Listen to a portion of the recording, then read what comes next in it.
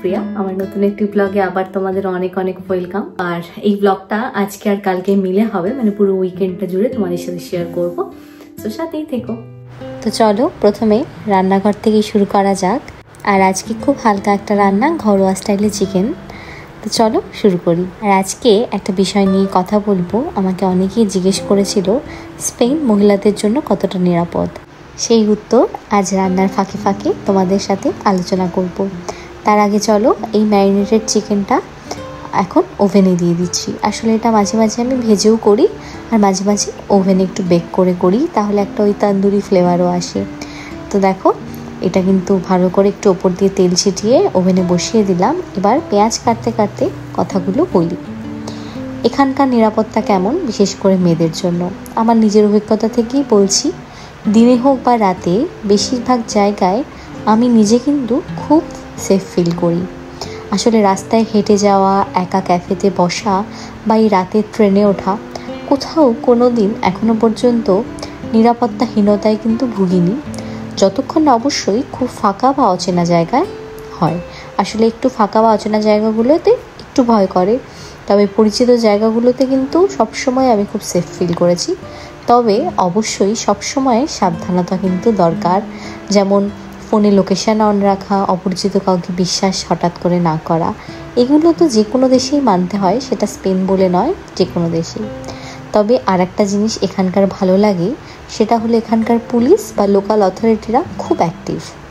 তো দেখো গল্প করতে করতে এদিকে আমার কাটাকাটিও শেষ। তারপরে গরম তেলে পেঁয়াজ দিয়ে দিলাম, আর ফোড়নে দিয়েছিলাম শুকনো লঙ্কা, তেজপাতা আর গোটা গরম মশলা।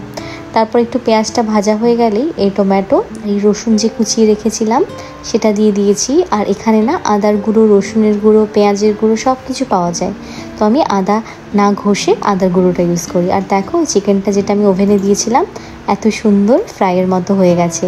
এবার কিন্তু এই মশলাটা কষিয়ে এই চিকেনটা দিয়ে দেব। আর এদিকে চিকেনের জন্য যে বেসিক কিছু মশলা লাগে, লঙ্কার গুঁড়ো থেকে শুরু করে হলুদ, ধনে গুঁড়ো, গোলমরিচের গুঁড়ো, সব কিন্তু একে একে আমি বাটির মধ্যে করে নিয়ে নিচ্ছি।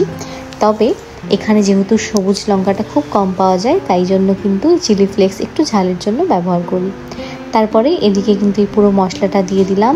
এবার ওই ভেজে রাখা যে চিকেনগুলো সেটা দিয়ে কষিয়ে জল দিয়ে ঢেকে রাখলে কিন্তু চিকেন রেডি। এবার আসি আবার সেই টপিকে, সেটা হলো যেটা বললাম, এখানকার পুলিশ বা লোকাল অথরিটিরা তো এতটাই অ্যাক্টিভ, তাই জন্য একবার দেখেছিলাম মেট্রোতে, সেটা বার্সেলোনায়, একজন আফ্রিকান খুব সম্ভবত ছিলেন, সে ডিস্টার্ব করছিল। আর তার জন্য সাথে সাথেই কিন্তু মেট্রোতে যে বাকি যারা ছিল লোকাল লোকজন প্রতিবাদ করেছিল। তো এই জিনিসগুলো এখানকার খুবই ভালো। আরও একটা বিষয় হলো স্পেনের মানুষজন ভীষণ রেসপেক্টফুল, বিশেষ করে মেয়েদের প্রতি। কেউ চোখ বড় করে তাকানো বা বাজে মন্তব্য করার সাহস দেখায় না। এই জন্য আমার মনে হয় এই জায়গাটা এতটাই সেফ। আসলে আমরা সব জায়গায় তো মহিলারা এতটা সম্মান পাই না, তাই জন্য আমাদের কাছে এই জিনিসটা অনেক ভালো লাগার একটা বিষয়। তো দেখো কথা বলতে বলতে আমার রান্নাও কিন্তু শেষ। এবার একটু বিকেলে বেরোবো, তাই জন্য রেডি হওয়ার পালা। আসলে উইকেন্ডগুলো কিন্তু আমরা এইভাবেই কাটাই, আর তোমাদের সাথে কিন্তু মোটামুটি সব কিছুই শেয়ার করে নিই। তবে আর একটা কথা সেই বিষয় নিয়ে, স্পেন হলো অনেক একটা বড় দেশ।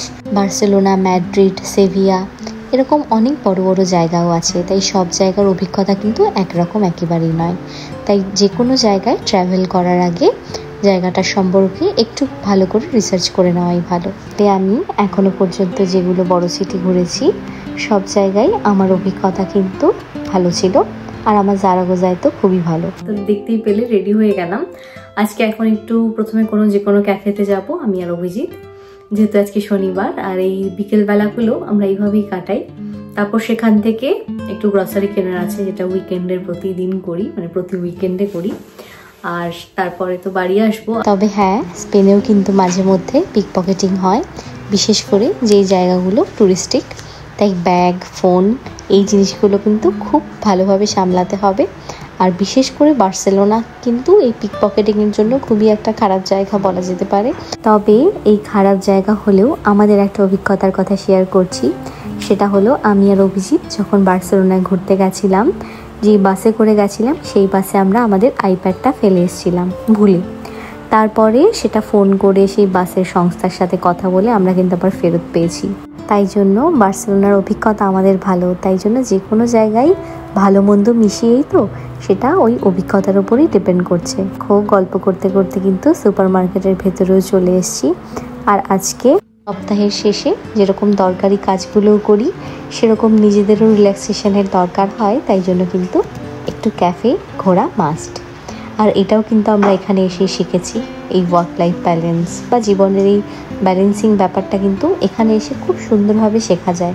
তবে যে কোনো নতুন দেশে এসে সেই দেশের যেরকম ভালো জিনিসগুলো সুন্দরভাবে অ্যাডপ্ট করে নিতে হয়, খারাপ কিছু জিনিস যেগুলো আমাদের কালচারের সাথে যায় না সেগুলোকে কিন্তু বর্জন করাই শ্রেয়।